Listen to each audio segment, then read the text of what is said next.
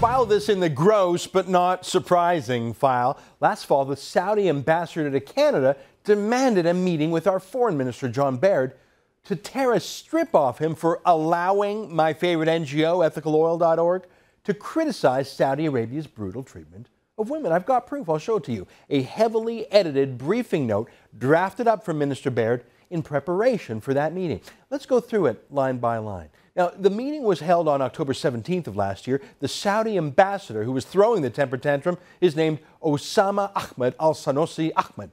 Yeah, I'm shocked that his name was Osama too, aren't you? Anyways, Osama Ahmed al-Sanusi Ahmed was steaming mad, and I know that's a shock to you also, I know.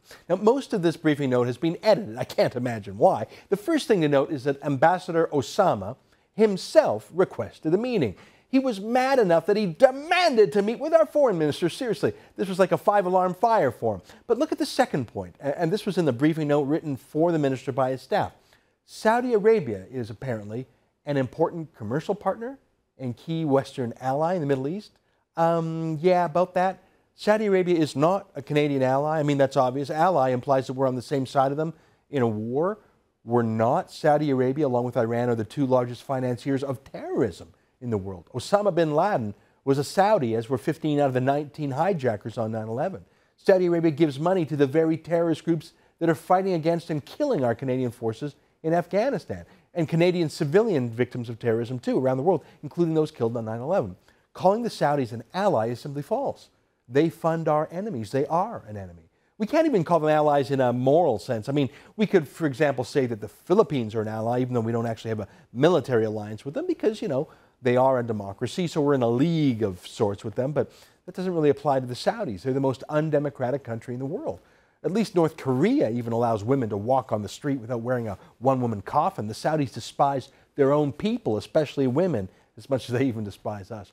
Now, we do business with various tyrannies. China is the world's largest dictatorship, for example, yet we do $65 billion worth of trade with them every year. Every iPad and iPhone and most flat-screen TVs and most of the stuff at Walmart and Toys R Us comes from China. But Saudi Arabia? No. Here are the statistics. Last year we bought about $2.7 billion worth of stuff from Saudi Arabia, mainly oil actually. Can you believe it? Canada, even though we're a huge net exporter of oil, we actually import oil to our east coast from the little dictatorship. So that's the bulk of our trade with Saudi Arabia. The Saudis don't really buy anything from us in return. $860 million worth, seriously. Our national GDP is about $1.7 trillion. So the Saudi business is not even a rounding error. It's a laugh. They buy practically nothing from us. Yet the minister's briefing note said they're an important commercial ally, an ally at all. Why are the minister's staff misleading him? Anyways, back to the memo. Look at the next part of the quote in this briefing document. Desired outcomes of the meeting. Totally blacked out. I wonder why that's so sensitive. Do you think the bureaucrats suggested that the desired outcome was to teach Ambassador Osama that here in Canada we allow freedom of speech and equality for women?